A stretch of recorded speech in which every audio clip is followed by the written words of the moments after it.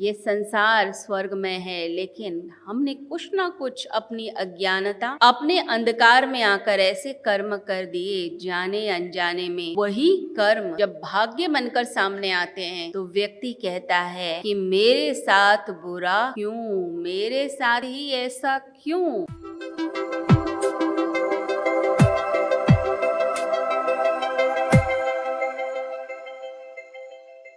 परमात्मा हमारे लिए स्वर्ग का निर्माण करते हैं, हमें प्रेम देते हैं, वात्सल्य देते हैं। हमारी ज़िंदगी को सुंदर बनाने के लिए वो सब कुछ हमें दिया जाता है जिससे हमारी ज़िंदगी अच्छी हो। परंतु मनुष्य क्या करता है? जो स्वर्ग जैसा संसार है, जो अच्छाई का मार्ग है, जो अच्छी चीज़ें हैं, उन सब चीज़ों को खुद ही अपने कर्मों से खराब कर देता है।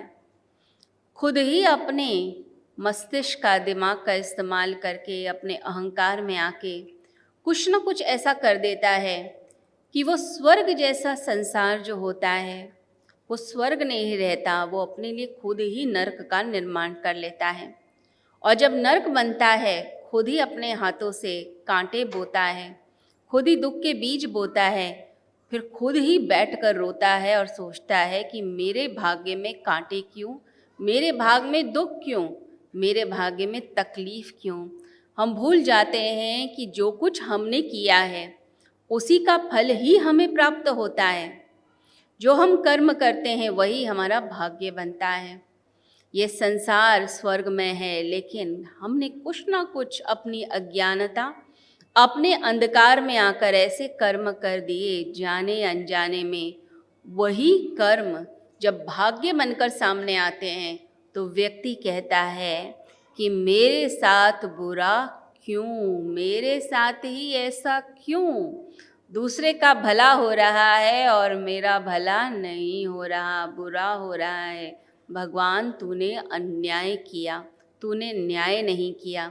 हम भगवान को कोसने लग जाते हैं, कभी कभी तो अपने आप को कोसने लग जाते हैं। सारी दुनिया हमें बुरी लगने लगती है, लेकिन हम अपनी ओर झांक कर नहीं देखते कि क्या गलती मुझसे हो गई। कभी कभी तो इस जन्म की गलतियां होती हैं और कभी कभी पिछले जन्मों की गलतियां होती हैं।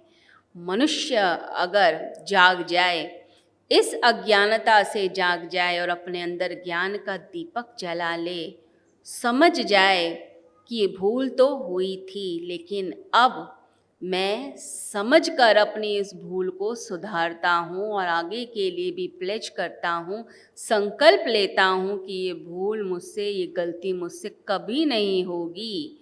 जब वो इस तरह का संकल्प लेकर आगे बढ़ता है और परमात्मा की, गुरु की शरण में जाता है, तब परमात्मा उसका कल्याण करते हैं, उस पर कृपा होनी शुरू हो जाती है।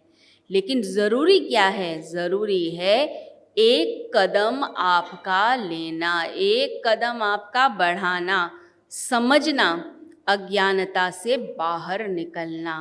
देखिए, दो तरह की वृत्तियां होती हैं, एक होती है दैविक वृत्ति और एक होती है आसुरी वृत्ति।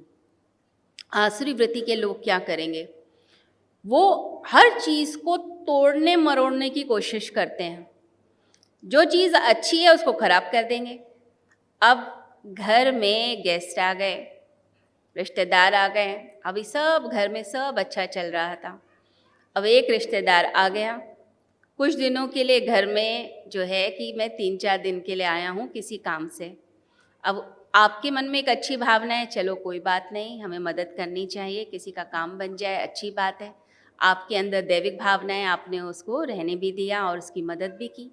लेकिन जिसके अंदर आसुरी वृत्ति होती है वो क्या करता है? उसे लगता है मैं अपना काम तो कर लूँ, लेकिन दूसरे का भी कुछ ना कुछ तो ऐसा हिला के जाऊं कि बाद में वो तिल मिलाता जाए। अब घर में आया और आकर ऐसा जहर घोल कर चला गया कि उसके बाद 1 महीने तक पति पत्नी का झगड़ा ही ख़त्म नहीं हुआ। अब झगड़ा ही चले जा रहा है, ऐसी गलतफहमी पैदा कर दी। अब घर में लड़ाई हो रही है, अब लगता है ये आया ही क्यों, ये ना आता तो ज़्यादा अच्छा था। वैसे तो हमारी संस्कृति में कहा जाता है अतिथि देवो भव, देवता मानते हैं। यहाँ लगता है अतिथि तुम कब जाओगे, जाओ यहाँ से, क्यों आके बैठ गए, हमारे घर में तो झगड़ा करा दिया।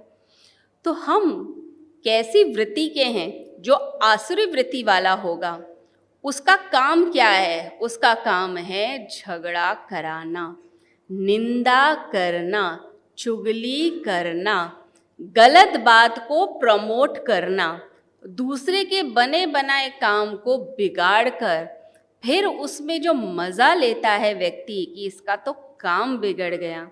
ऐसे लोग तामसिक वृत्ति के होते हैं, आसुरी वृत्ति के होते हैं। और ऐसे लोग क्या करते हैं, कुछ देर के लिए तो उन्हें लगता है कि मज़ा आ गया है, कि सुख मिल गया, मुझे बहुत अच्छा लगा, लेकिन रहते वो दुख में ही हैं, रहते वो तकलीफ़ में हैं, अज्ञानता को बढ़ाते जाते हैं। परंतु कुछ लोग ऐसे होते हैं जो दैविक प्रवृत्ति के होते हैं। उन्हें क्या लगता है?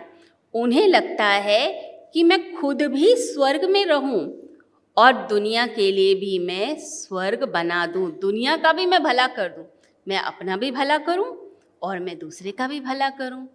मैं खुद भी खा रहा हूं, दूसरे को भी मैं कुछ खिला दूं, मेरा भी पेट भरे और दूसरे का भी पेट भर जाए। तो ऐसी ये जो वृत्ति होती है इसे कहते हैं दैविक प्रवृत्ति। अब दैविक प्रवृत्ति वाला मनुष्य क्या करेगा? हर जगह स्वर्ग बनाने की कोशिश करेगा। और आसुरी वृत्ति क्या करेगा? बने बनाए स्वर्ग को नरक बना देगा। अब देवताओं से पूछा गया कि स्वर्ग आप कितने समय में बनाएंगे एक जगह को? तो वो कहते हैं कि हमें 5-6 साल तो लगेंगे अच्छे से बनाने में। अब दैत्यों से पूछा गया नरक कितने दिन में बनाओगे? कहते हैं बस कुछ 3-4 घंटे का समय दे दीजिए, फिर देखिए आपके 6 साल की मेहनत को हम 3-4 घंटे में कैसे नरक बना के देते हैं। अभी हम देख रहे हैं ना हमारे देश में क्या हो रहा है। अभी जो अटैक हुआ वो क्या था? स्वर्ग जैसी दुनिया, स्वर्ग जैसा जो है एक जगह है, इतनी सुंदर जगह है, लेकिन वहाँ पर अटैक करके और वहाँ के लोगों की और देश की जो शांति है उसे भंग करने का प्रयास किया जा रहा है। ये क्या है? ये आसुरी प्रवृत्ति के लोग हैं जिनका मकसद ही यही होता है कि दूसरों को तकलीफ दो, दूसरों को कष्ट दो, दूसरों के कष्ट में उनको सुख मिलता है। इन्हें सैडिस्ट कहा जाता है, तामसिक प्रवृत्ति के लोग कहा जाता है, आसुरी प्रवृत्ति के लोग कहा जाता है। लेकिन जो दैविक प्रवृत्ति वाले हैं उन्हें एक चीज़ का ध्यान तो रखना चाहिए, शांति तो बनानी है, प्रेम तो बनाना है, लेकिन अपने अंदर वो शौर्य और वीरता भी पैदा करनी है कि कोई दुष्ट उनकी शांति भंग करने आए तो वो खड़े होकर उस दुष्ट का विनाश कर सके। ऐसी शक्ति होनी चाहिए दैविक प्रवृत्ति वालों में। अगर हम अपने साहस का परिचय देते हैं, अगर हम साहस से आगे बढ़ते हैं तो किसी की हिम्मत नहीं होगी कि हमारे स्वर्ग जैसे संसार को जो है वो नरक बना दे। ये साहस बहुत ज़रूरी है। ज़्यादातर होता क्या है, जो भले लोग होते हैं वो डर के पीछे हट जाते हैं। वो सोचते हैं कि शांति रहे, प्यार रहे, नहीं हमें कुछ बोलना नहीं है, तो पीछे हटने लग जाते हैं। आपको एक चीज़ का ध्यान रखना है कि दैविक गुणों के अंदर भी गीता में सबसे पहली बात बोली गई है कि अभयता, भय नहीं होना चाहिए, डरना नहीं है आपको। कोई आपके घर के अंदर आकर आपके घर को तहस नहस करने लग जाए, आपके घर में झगड़े कराने लग जाए, या आपके देश को, आपकी संस्कृति को स्पॉइल करने लग जाए, आपके देश की सीमा में घुस जाए, तो उस समय आप शांति पाठ नहीं कर सकते, उस समय आप ये सब प्यार भरी बातें नहीं कर सकते हैं। पता है कि ये दुष्ट है तो इसका संहार ज़रूरी है, तो उसको ऐसा दंड दीजिए कि वो ज़िंदगी में भी कभी कोशिश ना करे कि वो हमारे देश के ऊपर कोई भी अटैक करने का साहस कर पाए। तो ऐसा दम हमें अपने अंदर पैदा करना है, ऐसा साहस पैदा करना है। तो ये बात हमें ध्यान रखनी है कि एक व्यक्ति जो धर्म की राह पर चलता है उसके अंदर होता है करेज, उसके अंदर होती है अभयता, उसके अंदर होता है शौर्य, उसके अंदर होता है साहस कि मैं आगे बढ़ता चला जाऊं, सारे संसार को स्वर्ग बनाऊं, और नर्क जो बनाने वाले लोग हैं उनको हमें दूर रखना है, उनको सबक देना है। कई बार दंड की भी आवश्यकता होती है।